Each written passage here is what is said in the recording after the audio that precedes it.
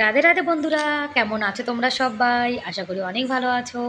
আমরাও কিন্তু ভগবানের কৃপায় ভালোই আছি। আবার চলে এসেছি অনেক দিন পরে একটা ব্লগ ভিডিও নিয়ে। অনেক দিন হয়ে গেছে তোমাদের সঙ্গে একদমই ভিডিও শেয়ার করা হয় না। কি বলো তো, কষ্ট করে ভিডিও বানিয়ে যদি ভিডিওতে ভিউজ না হয় তাহলে জানো তো একদমই মন চায় না ভিডিও বানানোর। তারপরে ভিডিও বানিয়ে এমন একটা অভ্যাস হয়ে গেছে, মানে ইউটিউবে ভিডিও বানিয়ে একদিন ভিডিও না দিলে জানো তো মনটা একদম ভালো লাগে না। আর একটা অভ্যাসে দাঁড়িয়ে গেছে, তাই ভাবলাম যে অনেকদিন পরে একটা ভিডিও শেয়ার করি। আর সকালে কিন্তু মানে আশিবাসি কাজ আমার সবই হয়ে গেছে, শুধু এখন বেডটা পরিষ্কার করে নিলাম। আজকে বেড কভারটা চেঞ্জ করে নিয়েছি। আমি কিন্তু 4-5 দিন পরে বেড কভারটা চেঞ্জ করি। আর বাড়িতে ছোট বাচ্চা থাকলে তোমরা তো জানো যে বেড কভারটা কতটা ময়লা হয়। আর আমাদের এখানে জানো তো 4-5 দিন ধরে ভীষণ বৃষ্টি হচ্ছে, একদম পুরো কলকাতার মতো। মানে নিম্নচাপ যাকে বলে, 3 দিন সকাল বিকাল রাত মানে বৃষ্টি হয়েই যাচ্ছে, একদমই থামার কোনো নামগন্ধ কিছুই নেই। এই বেড কভারটা আজকে আর ধোবো না, এটা আবার কালকে ধুয়ে দেবো। কি বলো তো, মেঘলা দিন তো, একদিনে বেশি জামা কাপড় ধুয়ে দিলে তখন কিন্তু আবার শুকাবে না। আর জামা কাপড় দেখবে যদি ভালো মতো না শুকায় একদিনের মধ্যে, তাহলে কিন্তু মানে বর্ষাকালে জামা কাপড় দিয়ে কেমন একটা ভ্যাপসা গন্ধ বের হয়। যার জন্যে আজকে এই বেড কভারটা রেখে দিলাম। আর রোদ্দুর না উঠলে জানো তো একদম ভালো লাগে না, জামা কাপড় তো একদমই শুকায় না। আর জামা কাপড় না ধুলেও কিন্তু হয় না। আর অন্য রুমগুলো কিন্তু ঝাড় দেওয়া হয়ে গেছে, শুধুমাত্র এই রুমটায় ঝাড় দেওয়া বাকি ছিল। ওই যে আমার ছেলে শুয়েছিল, তারপরে গোপাল সোনা শুয়েছিল, পাখা চলছিল তো।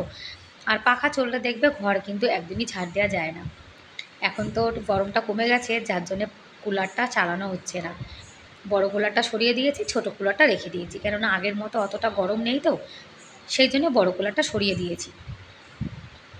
আর কি বলো তো, কষ্ট করে ভিডিও বানাই, ভিডিওতে একদম ভিউজ হয় না, যার জন্যে ভিডিও বানাতে না আর মন চায় না।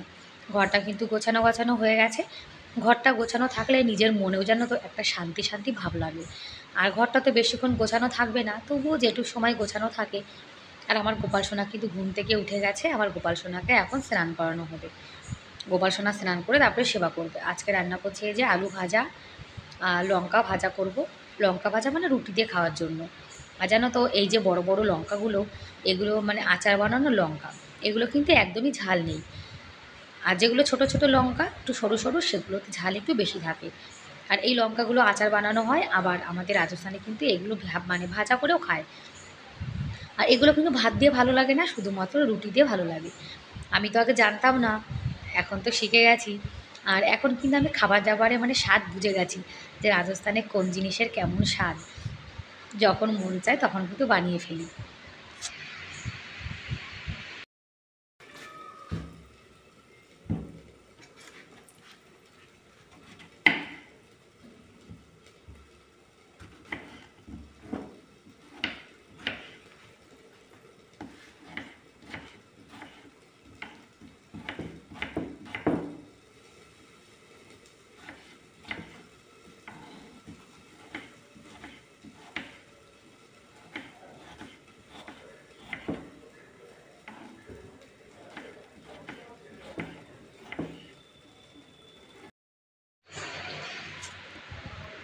আর আমার ছেলেও জানো তো এভাবে লঙ্কা ভাজা দিয়ে রুটি খেতে ভীষণ ভালোবাসে।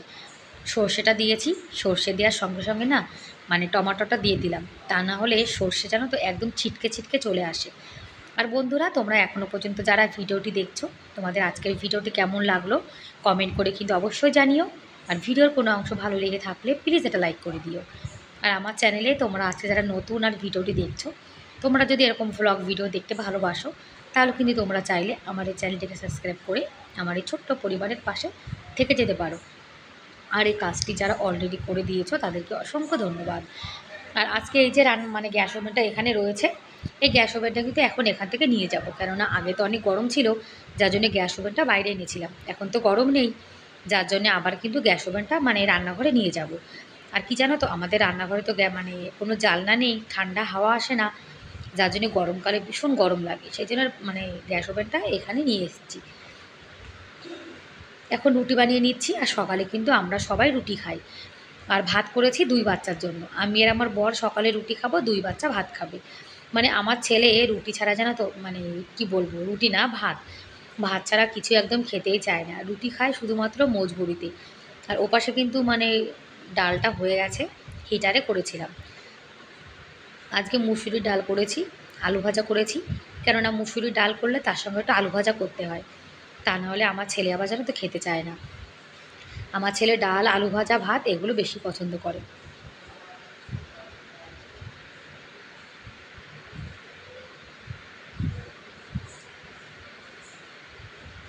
আর এদিকে উচ্ছে সর্ষে বসিয়ে দিয়েছি, মানে সকাল আর দুপুর দুবারই কিন্তু একবারে রান্না করে নিয়েছি। এটা বেগুন আলু ঝোল, উচ্ছে সর্ষে আর উচ্ছে ভাজা, কেননা আমার ছেলে না উচ্ছে সর্ষে খেতে চায় না, তাই ওর জন্য আলাদা করে করেছি। আর এই যে ভাত করেছি সকাল আর দুপুর দুবেলার। আর এদিকে এই যে আলু ভাজা, মুসুরির ডাল, মুসুরির ডালটা কিন্তু হালকা একটু গাঢ় গাঢ় করেছি, কখনো পাতলা কখনো গাঢ় এরকমই হয়। এদিকে লঙ্কা ভাজা, এটাই কিন্তু আমাদের সকাল আর দুপুর দুবারেরই খাবার। সকালে খাওয়া দাওয়া হয়ে গেছে, বাসন মেজে নিয়েছি, তারপরে সব কাজ বাজ থেকে ফ্রি হয়ে এখন চলে এসেছি। ওই যে গ্যাস ওভেনটা বাইরে রয়েছে, ওটাকে এখন ঘরে রেখে দেবো। আর বড় গ্যাস ওভেনটা ওখানে বের করে রেখেছিলাম, কেননা সেদিন জানো তো বিরিয়ানি বানিয়েছিল ওই যে আমার মামা শ্বশুর এসেছিলো, যার জন্য গিয়ে বড় গ্যাস ওভেনটা বের করা হয়েছিল। আর ওটা সরিয়ে দিয়ে এখন আবার ছোটো ওভেনটা এখানে নিয়ে এসেছি। রান্নাঘর কিন্তু মাঝে মাঝে একটু ডেকোরেশন চেঞ্জ করতে হয়, তাহলে জানো তো রান্নাঘরটা দেখতেও ভালো লাগে। আর আমি কিন্তু মাঝে মাঝে আমার রান্নাঘর মানে চেঞ্জ করতেই থাকি। কদিন তো অনেক গরম ছিল, যার জন্য গ্যাস ওভেনটা বাইরে নিয়েছিলাম, এখন আবার ঘরে নিয়ে চলে এসেছি। আর আমাদের মহিলাদের কিন্তু বেশিরভাগ দিনটা দেখবে, দিন মানে কি সময়টা রান্নাঘরে কাটে, যার জন্য রান্নাঘরটা যদি একটু সাজানো গোছানো হয় তাহলে কিন্তু রান্না করতেও মন চায়। আর আমার জানো তো রান্নাঘর সাজাতে ভালোই লাগে, তা আমি এই র্যাকটা রেখে দেখছি যে কোথায় রাখলে ভালো হয়। আর কি জানো তো, গ্যাস ওভেনের পাশে বেশি কিছু রাখতে নেই, তাহলে ওই যে যাদের কিচেন চিমনি নেই তাদের কিন্তু ভীষণ একটা অসুবিধা হয়ে যায়। ওই যে রান্না করার সময় যা তেল মানে তেল চিটচিটে ভাব হয়ে যায়, যার জন্য গ্যাস ওভেনের সামনে না আমি সবসময় একটু মানে ফাঁকা রাখতে চাই। আর কিচেন চিমনি না থাকলে রান্নাঘর দেখবে একদম নোংরা হয়ে থাকে। আর কি করা যাবে বলো, যা আছে এই নিয়েই তো সংসার করতে হবে। আর আমার রান্নাঘরে কিন্তু দামি কোনো কিছুই নেই, যা আছে টুকিটাকি সেটা দিয়ে কিন্তু সাজিয়ে নিয়েছি। আর এই যে রান্না করার সময় হাতা খুন্তি যা লাগে ছাঁকনি সেগুলো এই সাইডে রেখে দিয়েছি। আর ওই যে আমিষ যে কিচেন টাওয়ালগুলো সেগুলো এই পাশটাতে রেখে দিয়েছি। আমার তো আবার নিরামিষ আমিষ সব বাসনপত্র আলাদা, যার জন্য এই যে কিচেন টাওয়ালগুলো কিন্তু আলাদা আলাদা করতে হয়। আমার গ্যাস মানে গোপাল সোনার জন্য সব বাসনপত্র আলাদা করে রেখে দিতে হয়। আর এই যে তেলের বোতলগুলো দেখছো এগুলো কিন্তু সব নিরামিষ তেলের বোতল। তেলের বোতলটা তেল একটু কম হয়ে গেছিলো, তা ভাবলাম ঢেলে রেখে দিই। আর আমি কিন্তু রান্না বেশিরভাগ সর্ষের তেলেই করে থাকি, কেননা সর্ষের তেলের রান্না আমাদের বাড়ি সবাই কিন্তু পছন্দ করে। মানে সাদা তেলের রান্না জানো তো কেউ খেতে চায় না। সাদা তেল দিয়ে শুধুমাত্র কখনো একটু ভাজা করি, কখনো একটু পরোটা বানাই, যার জন্যে সাদা তেলটা ইউজ করা হয়। আর সবাই বলে যে সাদা তেল দিয়ে রান্না করা কিন্তু ভালো, কিন্তু কি করা যাবে বলো, সবার স্বাদ মানে সবাই তো আর একরকম না, সবার মুখের রুচি কিন্তু আলাদা।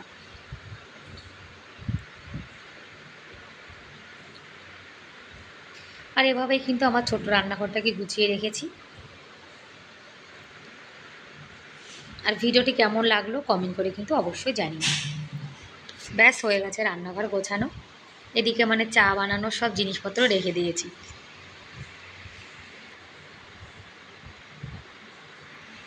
আর নিরামিষ আমিষ দু রকমের বাসন তো, যার জন্য রান্নাঘরটা কিন্তু বেশি ভরা ভরা মনে হয়। আর আগের দিন যে কিচেন র্যাকটা এনেছি সেটাতে বাটি আর কাচের গ্লাসগুলো রেখে দিয়েছি।